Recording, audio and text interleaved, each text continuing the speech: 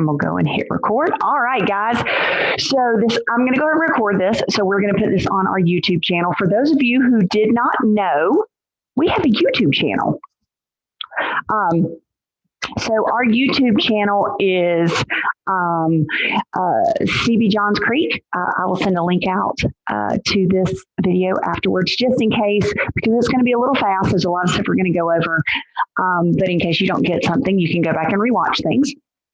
What we are going to talk about today is I want to go through with everyone two amazing systems that some of you may or may not know about. One is called CRS, that you can actually find through Georgia MLS. The other one is called RPR. Now, RPR stands for the Realtors Property Resource.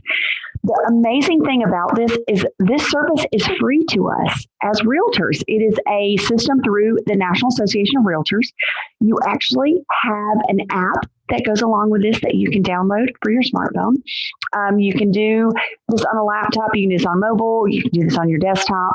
But what's great is this is such an amazing system that actually can help you do CMAs, research property, and really give you some up-to-the-minute statistical information about properties for your buyers, for your sellers, just for you with market information. I absolutely love RPR, and I've been using it for years and did not realize that a lot of people did not understand it. So wanted to take some time today to show you guys and to give you some awesome resources that you could use as you're in this crazy market right now, especially since we're having to justify a lot of the things to appraisers, lenders, things of that nature. So I am going to share my screen with you guys. Let's see, here we go.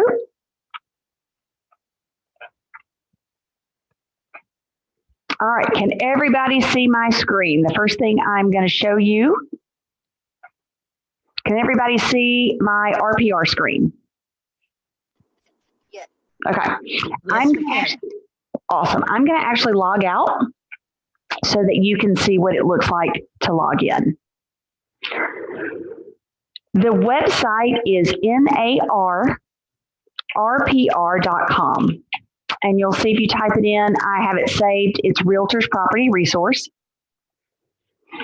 It will come up on this screen. Now, if you have already ever logged in, once you log in the first time, your logo up here, because it goes through the National Association of Realtors, which of course links you to the Georgia Association of Realtors, and they know which brokerage you're with, which is great. The first time that you log in, you will need to create an account. Once you create an account, you will be able to log in with your email address and password, because it will link you with your NERDS number. For those of you who do not know, your NRDS number is your National Association of Realtors number, and you should have gotten that from your local board. So if you're a member of NAMAR or the DeKalb board or the Atlanta board, you will need to go dig that number up, because that is how you will actually log on, because that's how they recognize you. Once you're able to log on, and if you have some problems with this after, I will be more than happy to help you guys do that. This is the main screen. So you can see up here at the top, the first really cool thing is that it's residential and commercial. So for those of you who do both, are looking to do both, you can actually check on both areas, which is really cool. The other thing is that you can actually go in here and check on your profile and settings and set everything up for the MLS, for your office, for your profile setting, and like the markets that you search. So you can go and look at the different markets, and I've set up Duluth so you guys can see this. So you can see that right now from 30097, there are 24 properties for sale, 7 for lease, 5 that have had price changes, 24 that are pending, 14 that are closed, 5 that are closed for lease, and no distressed properties as we sit today. And this is where they are. How cool is that? All right. You can also, there's shortcuts. So you can prospect for clients through this. You can use the map search, create a report, investor analysis, opportunity zones, create a CMA, or tour homepage. So as you can just see with the shortcuts on this one main page, how much information you can get just from this main page. Okay, now up here at the top, you can do research through here, marketing, you can actually pull things up and market to prospects through here. Reports, you can learn, you can do training help through here, how to do your markets, video research, help page, your work. So this is things you've already done. And then of course, the marketing, how you can create different flyers, prospect for different things, how you can do different research. You can research market statistics, school information, neighborhood information. But what we're going to do today, we're actually going to go into reports. Okay. Now there are several different reports that you can do. You can see here, you can do property reports, seller reports, flyers, mini reports, valuation, activity reports, neighborhood reports, and school reports. Okay. We are going to just go into create a CMA. Now, you can see here that it pops up and says, okay, you can create a CMA from here, and it can show you how to walk through it. I actually left the pop-ups on so you could see that you could do that, but we're just going to go into creating the CMA. No, I don't want the shortcut. I know you know how to do the shortcut. See, it really wants me to show you guys how to do the shortcut. No. All right, it's going to make me show you. Okay, so it's telling me that to do the shortcut, which I don't do mine this way, but to do the shortcut, you can actually just type the location address in here. So what we are going to do for the purpose of this is I'm going to actually put in my own home address so nobody come in and try to rob me. So my home address is 2852 Dixie Road.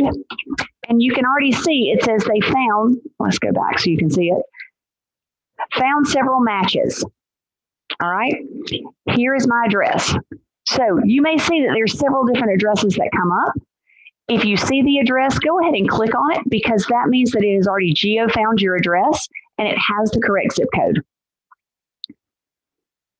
All right, now this is an old picture, so that's pretty funny. But it shows you the summary, so you can see the summary, the history,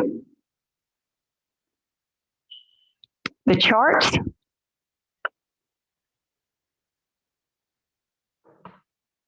which is the median home values, refined values, CMA, and neighborhood. I'm not going to go through, you can click through all of these. I'm not going to take up your time today to show you what each thing says. Then it takes you into even more, which is housing, people, economy, and quality of life. Okay? What I want to show you today is I actually want to show you how the report feature works and how you can put all of this together by simply typing in an address.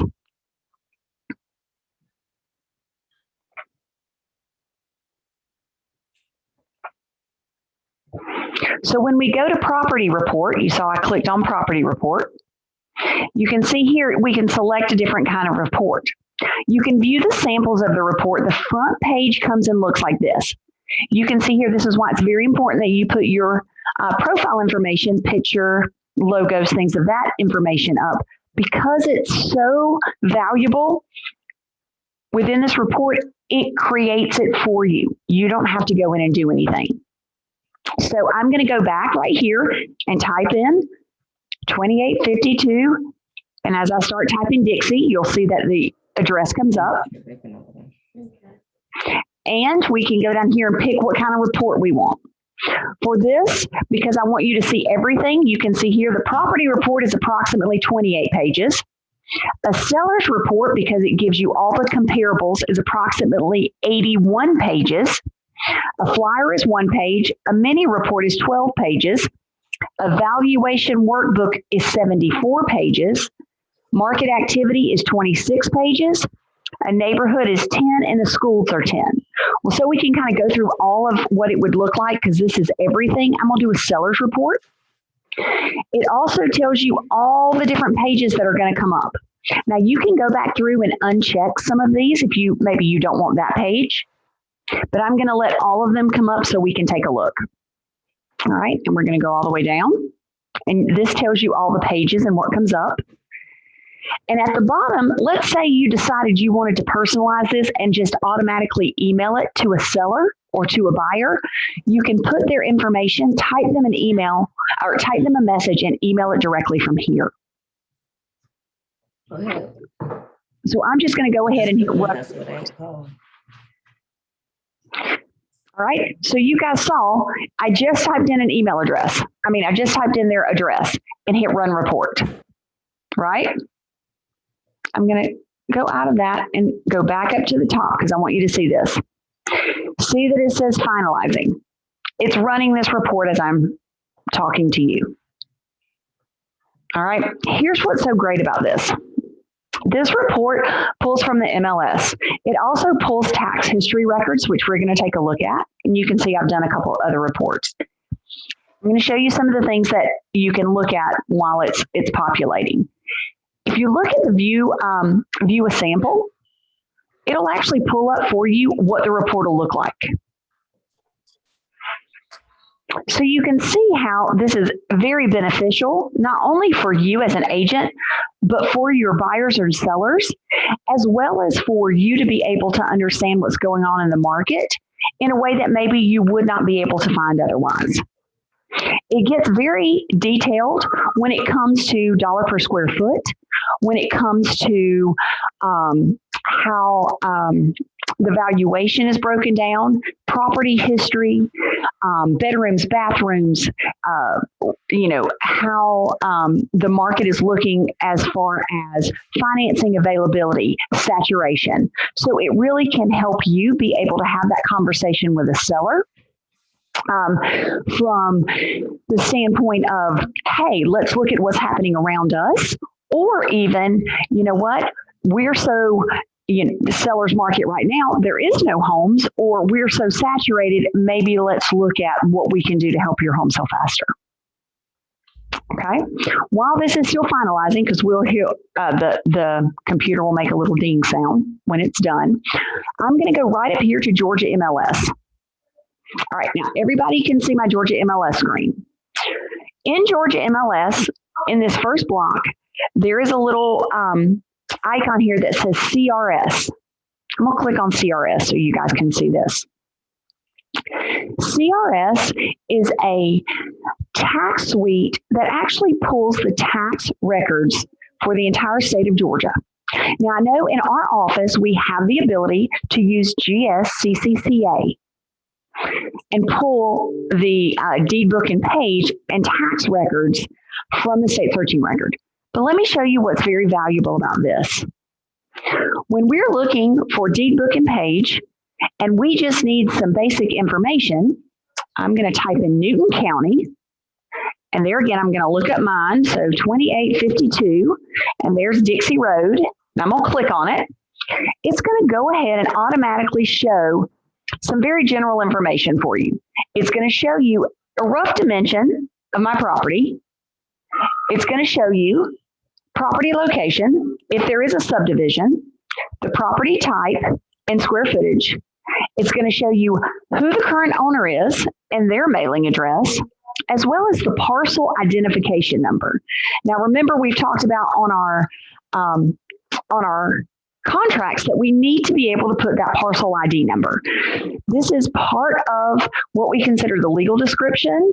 So we need to make sure that we are knowing that parcel ID number and where to find it. Bam, right there. Parcel ID number. It also comes down here, and on this, it tells you what the schools are. So many times people say they have a hard time understanding the school zone information. CRS actually puts it on there for every county. If you come down here, the sales history, this will tell you how much they financed or how much they paid for the house, who they purchased it from, and fair market value. Also over here on the far right-hand side, it says book and page. This is the deed book and page where it's listed. So if I went to deed book and page in Newton County, deed book 3749, page 619, I would find my warranty deed. Does everybody understand that? Okay, because this way, let's say that I could not get to GSCCCA fast enough to pull things on a contract when I check deed book and page on a legal description and put this down, then absolutely I have that information that's correct. Okay, this is tax assessment. It says that someone filed, I was smart and filed my homeowner's homestead exemption. Tax value or tax assessment. Mortgages. All right. Property. And this tells you the year it was built, square footage, all the interior information. And then down here, it also can tell you acreage, flood zone, and if there's any legal description. Now, here's the kicker for you guys. And here's what gets me about legal descriptions. This is not a valid legal description. So if I wanted to check that legal description box, that number 4 on number 1 on a contract, I could not put that the subdivision is Chester, Piper, and Dixie Road. District Award 1, description 1 acre Dixie Road. That does not tell you anywhere where my house is. Right? So this is why it's very important to make sure that we are getting all pertinent information for a legal description, and we are going back up and we are actually getting where we can find that warranty deed. All right, so that's one other great piece of information. And then let me see if the RPR is back up. Yep, there it is. Ding, ding. All right. Before I show you this, because we'll look at this report, I'm going to show you one other thing on CRS. While I'm in for this property, right here, do you guys see where it says right here, comparables? Oh, I'm going to click on that. All right. Now, here's what's crazy. This is the comparable for 2852 Dixie Road. This says it's based, we don't have an average square foot here, and I'll show you why, but the housing price index says it's 266, but the Zestimate home value says it's 315. Okay, now we really know we all dislike Zestimates, right? But let's show you where this is coming from. If you scroll down, it actually says there's no comparable properties, all right? But we can make adjustments to this, just like we do on a regular CMA. Because here's the search parameters. So, of course, the sale date's the last 12 months. All right, well, let's go down to the last 6 months. Because I live out in Stickville, let's go out a little bit further. Let's say if I went out 1.5 miles. I'm going to click submit and see what happens. All right, there's still nothing out there. All right, so let's say if it's not 6 months, let's try 9 months. Let's try 12 months. All right, let's go out 2 miles. All right, did you see what just happened? Is everybody with me? All right, so if I go out 2 miles, I now have other properties that are similar to mine in acreage and square footage that have now sold in the last 12 months. Okay, well, I went out 2 miles, so let's try to go down in timeline, right? Because appraisers don't like to go out a year if they don't have to. All right, so now we've gone out. We have 3 properties,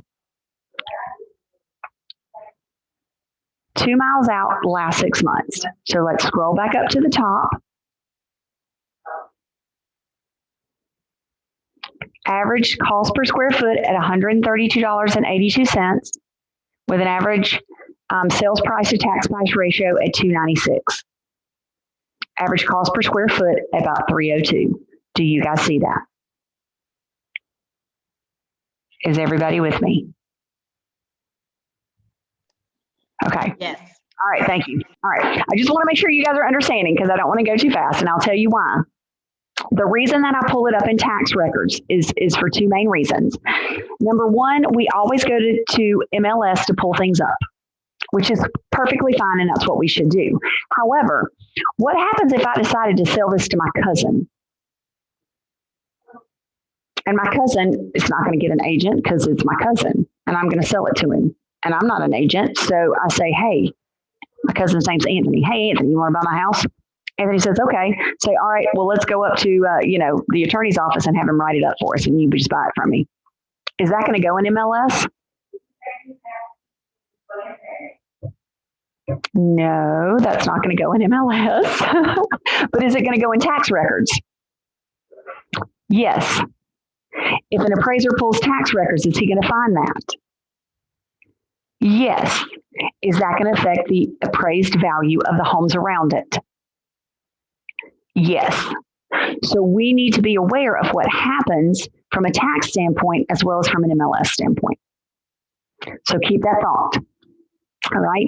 Typically, when we pull tax records like this, and the reason that I do it, we're always going to see that that tax records, when we pull it from a CRS standpoint with comparables, are going to be a little bit lower. That's okay, because they're pulling from a tax-based standpoint. That's why it says sales price to tax appraised ratio. That's okay. Keep that in the back of your mind. We're going to jump back to the Realtor's Property Resource Report. So here's the seller's report that we pulled for the same property. I'm going to click on it, and here's our report. All right, first and foremost, I just love that it pulls the same old nasty picture, because that's not what my house looks like now, but whatever. All right, I do have a nice pretty swing up there now and like plants and stuff. Anyway, so as we scroll down, the first thing, it does show all of your information, which is fantastic. So you guys are going to be able to promote yourself. This also shows you where the house is in comparison. All right, so let's look. It's off market because my house is not for sale. First thing you look at, it says the current estimated value. Do you guys see that? The estimated price range between $292 and $342. The confidence level is 5 stars. Now, what RPR does is they give a confidence level based on the market, the public records they can find, and the MLS. So they're saying they're very confident that this home is roughly worth $317,000. Okay. Now, the rate and valuation metric change in the last month. This home increased $8,480. In the last 12 months, it's increased in value 11.2%. That's insane. All right, does that make sense to everybody? All right, scroll down. This tells you home facts about the home itself. If it is listed by chance, so let's say you're looking for a buyer, you would see the listing facts. And if the realtor has changed anything from the public facts, if there's any differences, you'll see them here. All right. Extended home facts. So if there's anything different, here again, school system, location, interior details. Now, this is called an AARP Livability Index. It's updated annually. So it says right here, it's kind of in the middle. The housing index, affordability, neighborhood, transportation, environment, health, engagement, and opportunities. This shows you historical photos.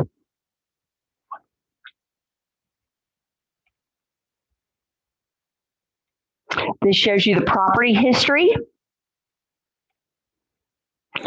Seller's report in general when it was sold. Now we get into the nitty gritty. This also shows you sales and financing, as it shows to the financing history in the area and of the home. And here's the market assessment for 30014, which is this zip code. Here's where we start really getting into how we can have that conversation with our seller. So you can see here, the median estimated home value is $217, so it's up 11.6%. The median listing price is $249, so it's up 6.8%. Median days on the market as far as RPR is 50 days, so it's down 12%. And sales volume is at 28, so there's 28 homes right now, so we're down 66%. And as you can see in this radius, there's my house. And this shows you dollars.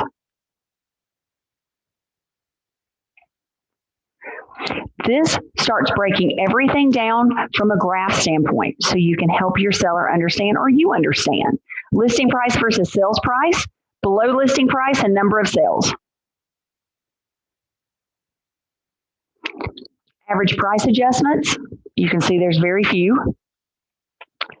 Market health comparisons, this is the median list price and value. Look at that, very steadily climbing since January 18. Look at that, from a little over 150 to almost 225. That's crazy. All right, median price versus sales price. It goes to list price, inventory, price per bedroom of homes sold. So this says that for every bedroom, it's worth between $100,000 and $125,000. Now, does that not blow you away? A bedroom is priced in this market where my house is sitting. It's $100,000 to $125,000 a bedroom. If that doesn't shock you, it shocks me. When I moved to Newton County in 2010, the average home price was not $125,000. That was not even 11 years ago. Okay. Square footage, price range of homes sold. So as you can see here, do you guys see how much information that this one report gives you? All right, and this is recent market activity. So this tells you homes, lowest price, median price, highest price, square footage, average days on the market, and the median age of the homes. Now, this is the last thing I want to show you on this report. This is the actual homes, and the homes they're saying are comparables because they're in the area. Now, it's not saying, RPR doesn't put the homes out and say they're comparable just because they're actual comparables. It's saying they're comparables because of the area. So it takes into account that, okay, this house may be, these are the ones that are active on the market, and then it breaks them down so you can actually see the homes, like these are new construction. All right. So obviously my home is not going to compare to a new construction home with a pool, right? So it takes that into consideration, and it does the estimations for us. Okay. So this is the links. Okay. My home does not compare to that, right? My home was built in 1907. It's a restored farmhouse. All right. So my home is not going to compare to that. However, it compares because of the area. So it goes ahead and does the notifications or the deductions from what this home is compared and not compared to my home. Now, the second set comes down to what's pending.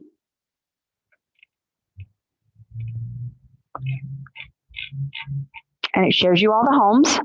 And the third set comes down to what's sold. All these have closed.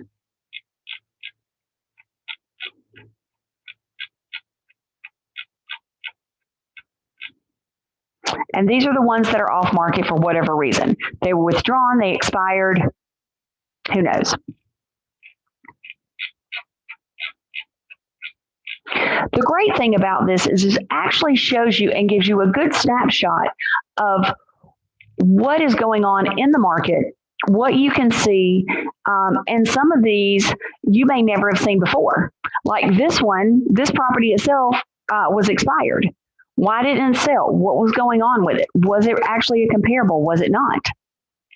So you can kind of get a good read on the market to see what's going to happen with the home that you're looking to list or you're looking at buying with your buyer.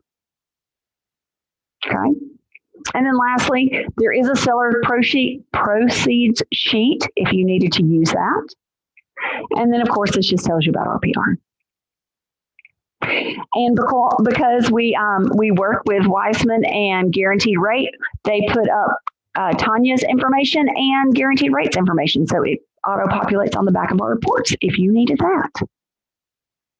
So RPR as a tool and CRS as a tool can definitely be added additions to help you when you're looking for tools and systems to give you an added edge, help you understand a little bit more as you are working with your buyers and sellers, especially in this market, to feel 100% confident as what you're going in when you're looking to list property, you're looking to market property, or honestly, you're just looking to have those conversations with buyers and sellers. Because I know sometimes it can be very daunting and frustrating all the way around to understand, hey, what should I do? What do I need to do? How can I have this conversation with them so that they feel comfortable, I feel comfortable, and we can move forward very positively. Because let's be honest, everything can kind of spiral a little bit out of control, right? It can get a little bit crazy, and we don't want people to feel, or we don't want to feel like we cannot justify, or we can't let them know exactly why we're coming up with the numbers we're coming up with, or why we can't show them additional information that they're asking for. And this can help you feel very confident in what you're telling them as well. So let's see, let me get out of this screen, and I will be happy if any of you have any questions to answer anything for you. All right, guys, what questions do you have for me? Is there anything that I can answer for you for either of these tools? I don't have anything. This is Dell. Okay, thanks, Dell. Do you guys think that this is helpful? Yes, especially being able to look at the tax records as opposed to the MLS. Yes.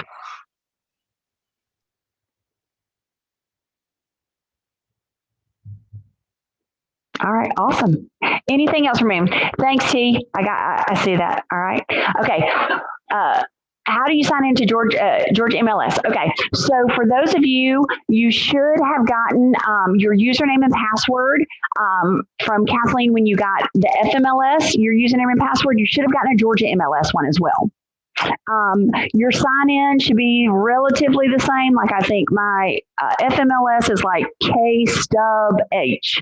My Georgia MLS is just Stubbs, STUBBSHEND or something like that. It's usually part of your last name, like the first letter of your first name and then your last name.